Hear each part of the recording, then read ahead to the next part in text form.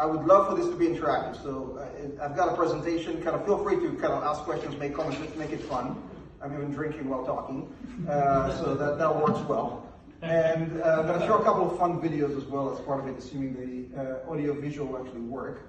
And then we'll go into kind of what the metaverse is all about. Perception is what the truth is and where it's going to go, but this is big. This is the future of us, in my view, and kind of I'm basically betting my career on it. So let's take a look. I feel like we have to start with the question, what is the metaverse? It will not be a foreign term. We'll all know it, we'll all be using it, and we'll think nothing of it. Is that how you see it? Yes. You've got freckles on your nose. I have freckles in real life too, so I'm trying to do the best with my avatar. That's the Genesis Ethereum mine. Blockchain, which some are comparing to the early days of the internet. It sounds confusing, but listen up. It introduces so many opportunities, so many unique business models. People say blockchain could end companies as we know them. You know, we're taking the real world addresses and then put them onto the blockchain. I think we're right now the largest, real world metaverse. So should we enter the metaverse? Let's do it. It's not blockchain is good or not. It's how you can make this thing happen. We're going to talk a lot about the metaverse for years to come. Same way we've been talking about I told you, Zuckerberg's a genius. Autonomous cars. There's a good chance that crypto is the future currency of Earth. Dogecoin was invented as a joke. Maybe because one of these days you'll actually be able to pay for Tesla with a Dogecoin. Okay, Dave, listen to me.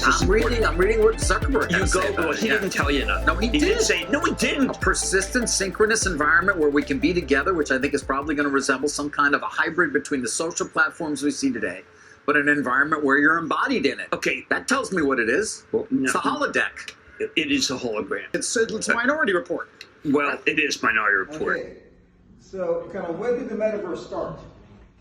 And we have to go back a lot. So who read Snow Crash here? Love to kind of see.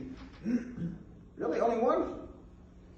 I highly, highly, highly recommend reading it. It really, kind of, even if you don't believe in this book, it's like amazing, unbelievable, must-read book.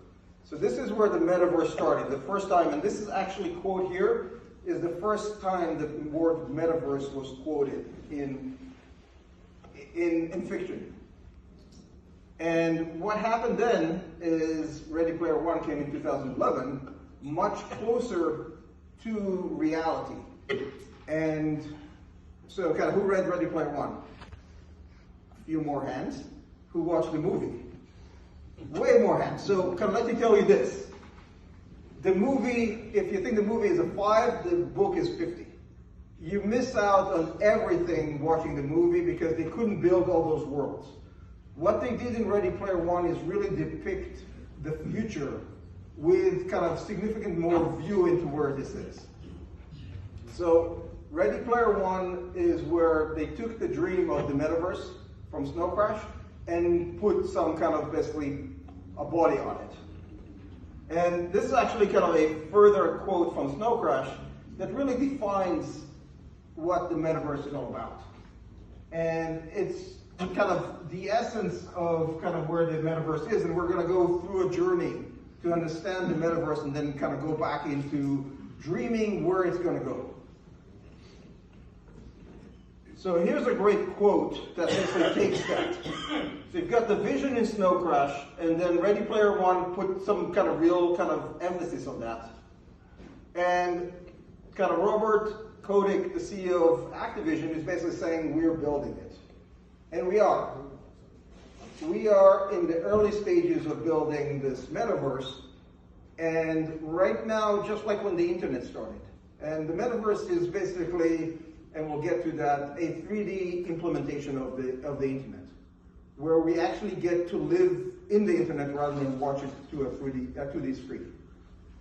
And all these companies see their potential, and they're all building those islands, just like the internet started as islands of universities and kind of government, and eventually kind of small services that grew like AOL and kind of Prodigy and so on. The metaverse is being built right now as we speak.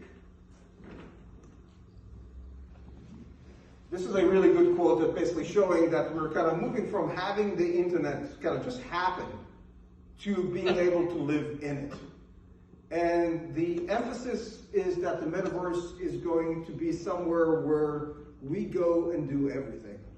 We're going to work there, we're going to play there, we're going to have fun there, we're going to learn there, and it's all going to be together kind of in a point where it's going to take the kind of the internet and add another dimension to it.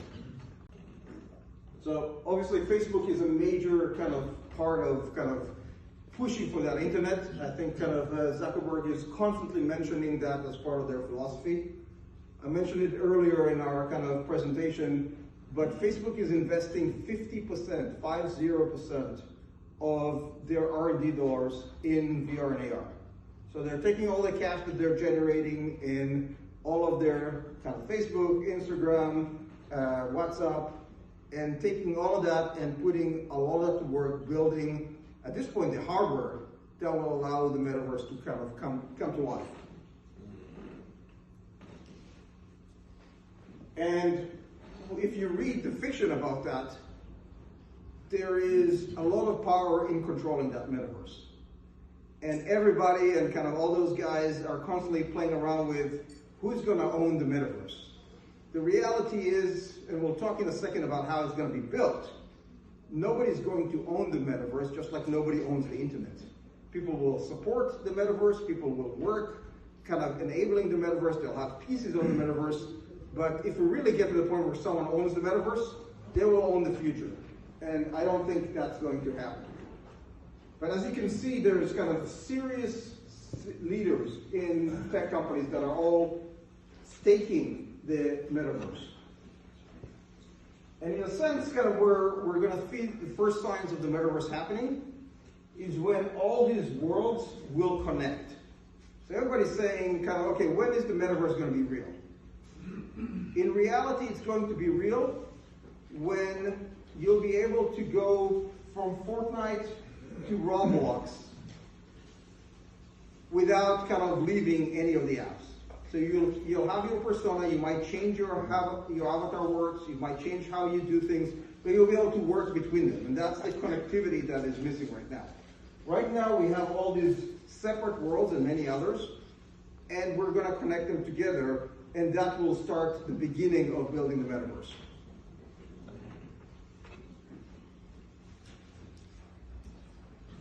So the CEO of Unity is basically kind of putting that out there. And the internet is a good blueprint to kind of where the metaverse is going to be. It's a united essence of kind of where different pieces come together and they make the whole, which is bigger than each one of the parts. So every part is going to do their thing, but at the end of the day, it's all about the essence of the combination of all of it. So this chart is actually pretty cool because it shows the different layers of what would be the metaverse. And different companies are playing for different pieces of that puzzle. And as you can tell, kind of the bottom infrastructure, and AWS is making a claim for that one, and that's like the core of the metaverse vision. It reminds me of kind of the Sun commercial about we're the dot in .com. You guys kind of remember that? Yeah, they kind of, who thinks about Sun these days? That was Oracle, wasn't it? Well, Oracle, that was Sun. right. Sun was we're the dot in .com, which is a pretty cool tagline, whoever made that up. But kind of, is Sun anything that anyone thinks about? Not really. Kind of, that infrastructure is important, but that's going to be a commodity. The big circle is the experiences, and that's where the big essence is going to be, and we're going to talk about all the different use cases as we go through the presentation. The metaverse is going to have two different layers. One of them, which we're going to spend most of the time talking about, is the virtual reality element, where we're going to go into different worlds and do all the things we do in the real worlds in them. The second one, which is as important or kind of important, is layering a augmented reality layer on the world. And there's a lot of kind of discussions who's going to own that piece. And I think kind of the metaverse as a whole and the augmented reality element of it will really change how we look at real estate and kind of ownership of things. So that's a good emphasis to talk about. Let's watch another quick video. This ties to the internet and how people looked at the internet. Just to kind of layer kind of where we are right now with the metaverse, with where people were back in the kind of early, mid-90s with the internet. So let's watch this. This is a fun one. And what about this internet thing? Do you know anything about that? Sure. What the hell is that exactly? What do you write to it like mail? No, a lot of people use it and communicate. I guess they can communicate with NBC writers and producers. Allison, can you explain what internet is? You don't think that some of the claims being made for it are hugely exaggerated? I mean, when the telephone was invented, people made amazing claims. I know the NBC, president, for example. the president at the time when it was first invented, he was outrageous. He said he foresaw the day in the future when every town in America would have a telephone. Now how dare he claim that? What if every computer, irrespective of who made it, which vendor built it, was able to transfer data instantly to any other computer in the world? What does download mean? That's simple. It means to transfer a file of information from a main computer or server to your computer. I'm thinking of the incredible breakthrough which has been made possible by developments in communications. Men will no longer commute. They will communicate. That little mark with the A and then the ring around it? At? See, that's what I said. Kay said she thought it was about. Yeah. We installed the internet on our computer just a short time ago, and I haven't been able to get the kids off it ever since. You can listen to the baseball game whenever you want. All right. Too. Oh, I see. So it's stored in one of your memory deals, Exactly. and then you can come That's back the a year RAM later. thing you talked about earlier. Yeah. Do tape recorders ring a bell?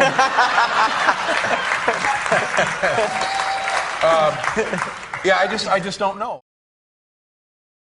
So kind of, you saw how people looked at the internet back then? People like Chris. They didn't believe that it's going to be real. And people are kind of running between dreaming about a metaverse to thinking it's overhyped and it's never going to happen. But I think it's there, and it's the next layer of connectivity. If you look at what the last tech cycle did, is basically connected us as a combined world. If you look at all of the ways we can communicate with each other right now, you couldn't do that 25, 30 years ago. You had no ability to work across different companies, different continents, and now it's so easy we think it's kind of obvious. The metaverse is going to be a 3D incarnation of that. We're going to work, live, and play in a different world. And that's the future. And we are trying to set that future together. So let's talk about travel. Right now, kind of you want to travel, kind of pre-COVID, right?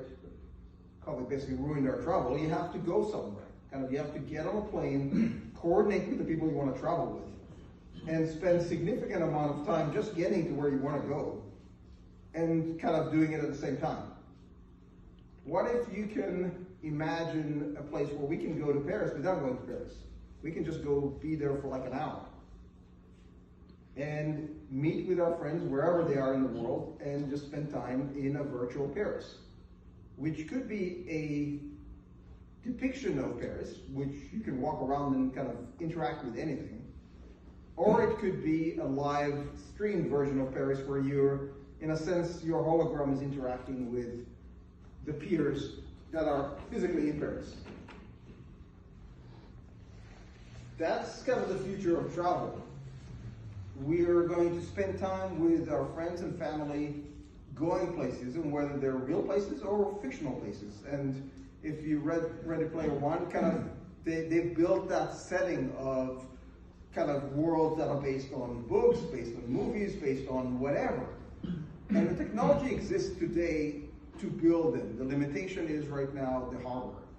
But that, as every hardware cycle goes, is going to be resolved over the next 10, 15, 20 years to the point where we're very comfortable spending as much time as needed in all of these worlds. The software is the easy part, that we do the easy part. Kind of, it's getting the hardware to the point where we want to spend a lot of hours in those headsets is the challenge. Education. The internet, so when I grew up, there was no technology in schools. The biggest kind of highlight of probably the year was when they carted the video kind of VCR thing into the classroom. And after 30 minutes of the teacher playing around with it, we finally saw something on the TV that was kind of broken and kind of, but that was like a wow technology moment. Kids in this generation, the internet basically brought the classroom into the world into the classroom.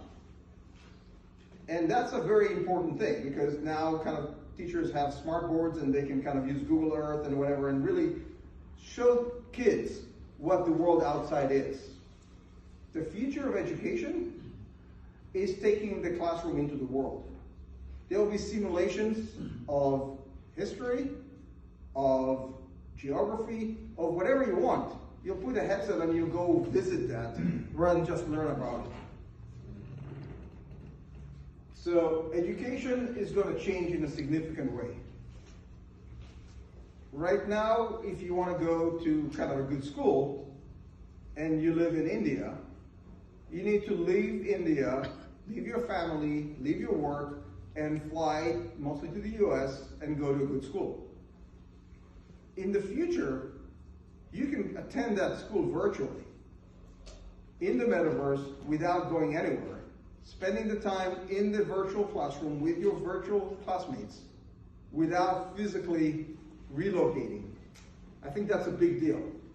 And the other element that it will allow is kind of really learning how to do different things. Right now, kind of if you want to learn something, you have to go and get trained in it. The metaverse will have the ability to get trained in all those things without going anywhere.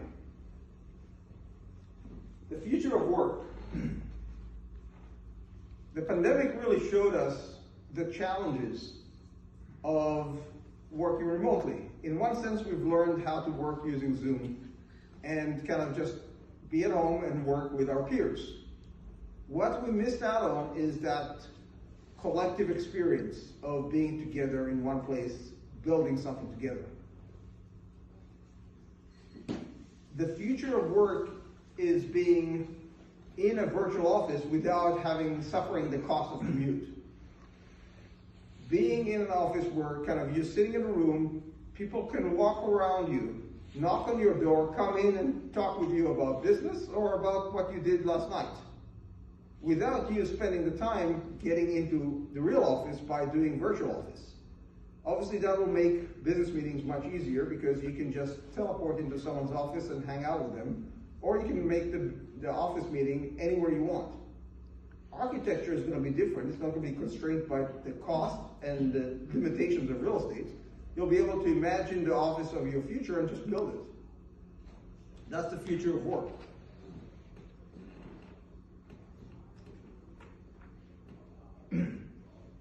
Entertainment. Right now, we're limited by the geography we're in. If you want to go see, whether it's a kind of act, music, or theater, or whatever it is, you're limited by what's around you. But in virtual reality, that limitation is going to go away. You will have bands that will be playing virtually, and anyone can go see them regardless of where they are physically. That is the future of entertainment that will open up the ability to be part of things regardless of where you are geographically. So the theme of all this is that geography is going to have significantly less of an impact as long as you have access to the metaverse. And that's the future of all of these things. How about marketing?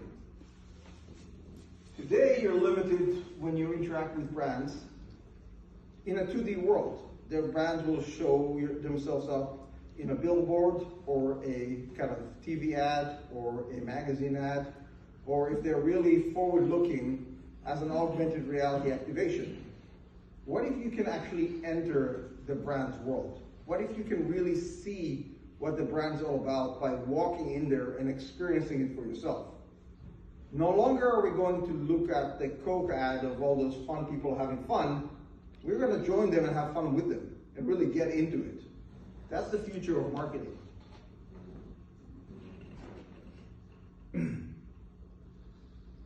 brands will kind of engage with their audiences in a totally new way. They will open themselves up, create an engaging environment where people want to come in and get to know that brand. V-commerce. So everybody's been looking at kind of the growth of e-commerce versus kind of the benefits of traditional retail. V-commerce is going to be a hybrid, taking the best of both worlds. Taking what e-commerce brings to the table and the experience of being in a retail store and bring those together so you have virtual stores. You can go in, you can get the same service quality that you've used to in a real store and have the full unlimited inventory of e-commerce. And all of these combined with kind of, we'll talk about how technologies kind of tie into this metaverse, with digital printing, potentially getting it printed at home, or with drones like we saw outside, delivering that to you very quickly, shortly after you purchase it. Not only that, but V-commerce is going to have two versions. When you buy something right now, you're only buying it for the real world. In the metaverse, you'll be buying it for the real world and for the virtual world. So brands will actually sell you twice as many things. If you like that shirt in the real world, you probably want to have a version of that for the metaverse because you want to wear that to your virtual meetings.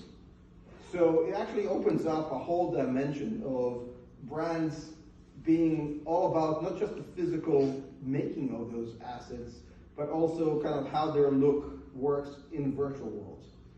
And that's true for many of the kind of brands out there, where there will be a virtual equivalent of what they're doing, and kind of want to go crazy down the road, kind of even the taste of a product that you're drinking or eating, eventually will be controlled and IP'd by the brand, that you'll be able to consume that without actually consuming the real thing, but that's kind of going too far. Architecture, as we talked about, is tied to the ability to build those virtual worlds. Right now, you take an office, it's whatever it is you're getting for the price that you're getting, location is probably number one. In the future, kind of people will be competing to engineer offices that bring you additional added value that you'll build virtually. You'll have a virtual office, location and geography will not matter, and people will work in a virtual office without a commute. That's a big element of that. And it goes on and on. Healthcare, that's a big deal. If you look at healthcare and training professionals, but also looking at telehealth, how do you go to the doctor? The pandemic really opened up that telehealth element, where you don't really need to go to the doctor. The doctor just needs to have access to look at you and communicate with you. And the metaverse will open that, so most things that are not tied to physical surgery will be done virtually. Including physicals? In a sense, yeah, because you're measuring all your body, the doctor gets that. There's no reason for you to go somewhere else if you can do that remotely. You get all the information that is transferred to them, and the doctor is giving you feedback based on what you're doing. There's kind of, the physical element is going to change in our world. It's not happening tomorrow, but that's where it's going. So let's talk for a second about how other technologies, big technologies, are interacting with the metaverse. Obviously, the metaverse is primarily virtual reality and augmented reality, but it's going to have many elements that come from other leading technologies. The first and most important one is AI, artificial intelligence. If you look at all these worlds, they're going to be filled with artificial intelligence. And artificial intelligence is a technology that's been missing a way of communicating with us. Today, AI is talking to us through speakers, through kind of your phone. Siri, Alexa, that's the way we communicate with artificial intelligence. And we don't feel like they're a real person. What if that artificial intelligence will actually have a physical embodiment? What if that artificial intelligence could play a role in our lives. If you look at many of the mundane jobs that are done today, let's take a paralegal. Artificial intelligence would do that in a way more effective way than any paralegal in any law firm, without someone going to law school after that, without going on vacation, 24/7, instant response. Kind of right now, if you ask something, the law firm will assign a paralegal, and they'll come back to you later after they do the research with the results. Can do that kind of instantly. You'll get the result immediately. You'll get a legal advisor. People will build those legal algorithms and sell those services. If you look at all these worlds we're talking about, if you go to medieval England, all the stores and all the businesses and all the consumers, it'll all be AI that you can go and interact with and really feel like you're there. AI is going to come to the forefront in the metaverse.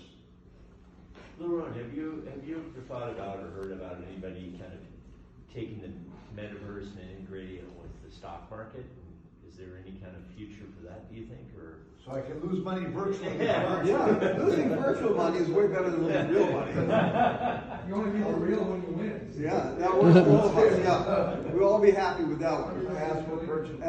No, I actually have not, but if you look at the stock market, it's been evolving from a physical exchange. So, I mean, this has been brought up before, so it raises a lot of questions. So take the travel, for example, right? You want to go to Paris. It's not everybody can go to Paris. I kind of see two worlds. The commodity version going to Paris this way, but the elite premium package is to really go to Paris. Before long, what value does the metaverse Paris have? Or am I missing something? Well, so right now when you want to go to Paris, right, what do you need to do? So let's say you and I want to go to Paris together. First thing is we need to coordinate our schedules. Yep. I'm very busy. You're probably kind of having a good life, but we need to figure out where we can go to Paris together. Now we're not going to go to Paris for a couple hours. We need to allocate at least 3 or 4 days to kind of enjoy it because it's going to take us a day to fly. Between the airport checks and yeah, so then you go through a lot of pain that has nothing to do with Paris. Airport checks, flight. You get to Paris, you're kind of jet lagged. You need to figure out how to do that. You're paying for a hotel, even though you'd rather sleep at home anyway, but you're paying a lot to sleep in the hotel. And you need to basically deal with all the travel between sites. And then we start enjoying Paris, which is basically walking the streets, going to museums, going to coffee shops, doing all the things we want. But it's surrounded by a lot of extra cost and time essence. The virtual Paris would be, we say, why don't we go to Paris, meet there at 2 p.m. for an hour, and then we go back to work. And then we go for 2 p.m., we just walk around the streets, have fun, interact in the stores with those AI elements. And then at 3 o'clock, we click out, and we go back to our virtual office and go have fun there. Now, is it fully replacing the experience of being in Paris? Obviously, there's a lot of senses that come to play. Virtual reality right now covers view, or the what you see, what you hear very well. What you smell, what you touch, what you taste. Those are harder to do, but people are working on each one of these. So obviously going to Paris, and when I was using this example, people will say, well, it's not the same if I can't eat a croissant or have a good glass of wine, I'm missing that experience. Now, taste is one of the hardest ones to replicate. Probably need to connect directly to the brain to do that, and I don't want to go there. But it will happen. And people will will build that. I don't mean to be Debbie Downer here, but I love Debbie. She's really cool. Right. But first, I was part of the building of the internet, and I was a doughy-eyed kid when we did it, right? And we thought everything was going to change. Nothing changed. The dystopian societies we hoped that would change because of the internet just ratcheted up their power. We created another robber baron class in San Francisco that's got too much money and too much power, or to begin with. So now all of a sudden we're going to give them even more power. And the books we quote, both were dystopian societies that you were living in. Snow Crash, you wouldn't want to live there. Well, and Claremont, you wouldn't want to be there either. No. So that's if you look at the non-business side of me, why I'm here, and maybe I'm I don't know, kind of dreamer, but you want the good guys to be involved in shaping that future. And I want to be one of the people shaping that future. That's part of why I'm here, because it's going to happen. The technology has gone too far for it not to happen. The question is how we're going to go with it. The actual connection where you feel, sense, taste, and live in other human beings' sensory perception, and how that caused even more problem until the entire decline of human race and society as we know it. Is that something that we're looking at? Because the technology is already there to be able to connect neurally, to be able to feel those things. I'm afraid. The good news is I'm probably old enough not to kind of get to that level of life. But yes, no, that's definitely a fear. Kind of, you can go kind of in this kind of basically kind of reading those books, and those are kind of exactly, you read that, it's like, I don't want to live here. You kind of look at the Matrix and kind of basically go to extreme where you're just connected and you're just kind of running around. But it's the same with the internet. When the internet first came out, we thought we were going to change the world, right? And it did to a certain degree, and it's done some good, but a lot of times the bad guys are still in power and still using the internet to ratchet their control. I kind of agree with Debbie Downer. Yeah, no, I 100% agree on that. I mean, I see things, to his point, so he said you can buy fashion for your office, right? Who controls that fashion? Can you wear a counterfeit? So I want to wear a Louis Vuitton thing or whatever, right? Well, I'm not paying you. I know somebody, or I'm good enough with digital stuff. I'm making my own. That ties to my next kind of one of my next technology is blockchain, which is blockchain is going to kind of actually kind of kill counterfeit on the virtual world. But what about jobs? How's everybody making any money? Because if I have an AI doctor, I don't need a doctor, so I don't need to pay him anymore. Oh. I have half the patients. Well, kind of the good scenario is we're all going to just be hanging out, having fun in this thing. The bad job is, yes, a lot of the kind of white collar work. So if you look at the previous kind of generation, kind of they lost a lot of blue collar work. Kind of like the high end kind of cars are now done by robots and kind of all the good stuff. The white collar has been protected. Kind of investment advisor. Kind of they're already having kind of all those kind of basically robo investment advisors that are doing that. And kind of you'll be able to meet with them and they look like real people, and it's like, okay, this is where it works for us fine, and they don't need to feed their family, so they're cheaper. By the way, I want to allocate about 10 minutes to this. Okay, well, kind of, I don't have too many slides, but let's kind of have fun with the Q&A. You got it. When you want to kick me off, just come and just pick me off. I can talk for hours on this, by the way. Just to respond to the, why would you go to Paris in the metaverse versus in real life? I think people tend to forget that 5% of the world is Americans. We consume 25% of the resources. So not everyone in the world can go to Paris. It's more about democratizing the access to the things that we all get to do. So like that is a very important point. So I'm actually kind of invited to the OECD group that is analyzing innovation in rural areas. And which is interesting, and I have no idea how they came to me and kind of invited me, but it's pretty cool. And given what I'm doing, they asked me, okay, kind of, so if we were to recommend to governments, which we actually do, what to invest in to kind of push the rural areas, and that's true for OECD countries, but that's true for the countries that are not in the OECD. I said the one thing that's really important, and we'll talk about in a couple of slides, is infrastructure. If you get people 5G, they can now play in this world in a way that they couldn't. Before they had to go to New York or LA or San Francisco to be part of anything. Any of the real good jobs existed only in the big cities. So you had brain trust moving from rural areas to the big cities because that's the only place they can either get real jobs that got them excited, or get the entertainment because all the big shows are kind of in the big cities, or kind of basically kind of meet fun people. The metaverse will actually bring that back. You can be anywhere in the world, in kind of developing countries or in rural areas of kind of developed countries. It doesn't matter. It's going to change the dynamic of urbanism. I just want to comment on your comment that the jobs have all flocked to the cities. I think with the work from home paradigm, it's kind of changed that a little bit.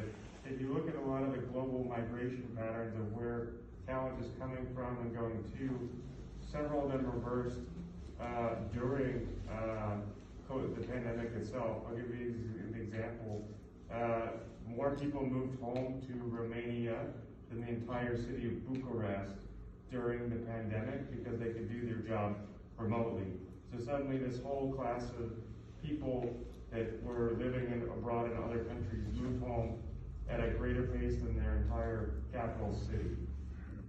I gotta tell you, Lyron, before we begin, this is the most intelligent audience we've ever had at LP. Where do you find those people? I want to make that same statement. That's really kind of Boy, the paid heckler. I want to respond to that because that's the real important point. Geography, people can now separate where they live, which is where they want to, or where they belong, or where they feel comfortable, with where they work. So there's that disconnect is going to go, and the metaverse is going to really make that obsolete. We have 5 senses, right? What's Chris This is mostly about vision and sound.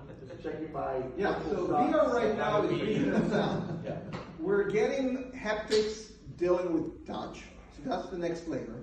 There's technology, and it's been around for a while. Actually, I had a .com back in the kind of good old .com days, and one of the last things I did before my company went under was sign up a deal with a company that created a smell kind of gizmo that connected and created smells. And the technology worked. I was there I signed with the CEO, and then 2 weeks later, both he and I no longer had a company. But that was It worked, Kevin. Yeah. But so the counterpoint to all this work from home is the simple fact of the matter is you've seen it in the IT industry. Now that you can work remote, all we'll do is just hire people cheaper, and we'll have a drain of jobs. Because the tech industry, they were so desperate when I was young, they hired a dumb guy like me and paid me good money. And so I transitioned out of it, but now any steps that I took to get that career, they're gone. You can't do it, right? And you just see this massive influx of cheaper workers from other geographical locations flooding the market and making that work almost unstable or the inability to live where you're living now and have a good job. I think my suspicion is it's the shrimp. That's what I kind of pinpointed. So I want to touch a couple of other things, Chris, and then I'll we'll see the next presentation, which is as engaging as this one. So NFTs, obviously blockchain is going to verify a lot of the things that you're going to own in the metaverse. And counterfeit basically Louis Vuitton, that's not going to happen because either it's the real thing or it's not, and you'll know. It'll be very hard to deal with that. Wearables, obviously everything that we're looking at will be tied to those wearables. AR, VR, the ability to sense all your senses for your medicals. All of that is going to drive the ability for you to connect into the metaverse. 3D printing, so and we should add drones in there, is basically the ability to get instantly what you're purchasing. So going to a virtual store is not good enough if you can't actually get the goods immediately, but between drones and virtual printing, you should get them on the spot. And 5G and down the road 6G, which in my view is the biggest enabler of this. This will create an environment where anyone, anywhere, and you see it in those books, those people are sitting in their trailers, they have no money, they basically have no lives, but they're spending all their time in the metaverse. Hopefully people will live more comfortable life, but it will enable, as long as the governments are going to give that infrastructure away, people can participate in this, and that will be a global workforce. So this is an interesting chart, and we're getting close to the end. So this is the search for metaverse, and it's been dead forever, even though metaverse first came out in '92, and suddenly recently it spiked up in an interesting way. So it's a good thing. I think we're on the progress of making it happen, but definitely having those big companies all focus on it makes a big difference. And I think this is where we end, even though I've never done this presentation before, so I'm improvising. But this is a pretty good quote from the CEO of Microsoft. And I'm going to leave you with this, unless there's something behind it, which there isn't. So any final questions before I cede the stage? One final question? You don't look like Elon Musk, but do you think that since electricity... I'm not as crazy as him either, but I am crazy, by the way. For those of you who don't know me. Electricity signals are all that the haptic and all these responses are all boiled down to. Do you think that we might just skip the hardware step and just have that linked? He's working on the brain link. I hope not. And as I said earlier, I think I'm old enough that I will not get to live that on my own. But if I had to guess, down the road kind of wouldn't shock me. Well, I feel like if we can experience reality faster in the verse, then we can potentially have a form of immortality, like in a sense. And they were playing around with that a little bit in Ready Player 2, with basically kind of how you come to be, what's your essence. And I read a few books about it. I kind of read too much in my spare time, which I don't, doesn't exist. But kind of the thought of taking the essence of us and keeping it alive as an AI-ish kind of thing, where kind of our peers will feel like we're there and it looks like us, we will lose that border between what's real and what's not. There's so many crazy things to think about, but this is where the future is going, and my view is I'd rather shape it than be shaped by it. So that's my last sentence, last question over there. Magnus, you have the last question. Okay, so actually, I mean, this topic came before, so even if you get a good part of the way there, but between energy usage to do this and all the hardware needed, this electronic waste, do you think it'd be a net lowering or increase of what we're worried about, maybe lack of sustainability or carbon footprint, whatever term? I think it's going to be lower, kind of my guess, just kind of thinking the cost of commute and us all moving places and flying places. You have everybody wanting to use it, being able to, ideally worldwide. Yeah, no, it'd be interesting, and kind of, but I think the future is solar. We've got all this energy that we're not really tapping, and it's just a question of cost. And kind of once you get the economies of scale, kind of, we will live in a world with kind of ultimate energy ability, kind of, because we've got this solar energy that we can tap into. Again, that's out of my realm of expertise, but my understanding is that power is there. It's just a question of kind of cost, and cost is going to be changing because the whole world economics is going to change. So thank you everybody for being such an engaged and I'm amazed. Kind of amazing audience. So I enjoyed it. And,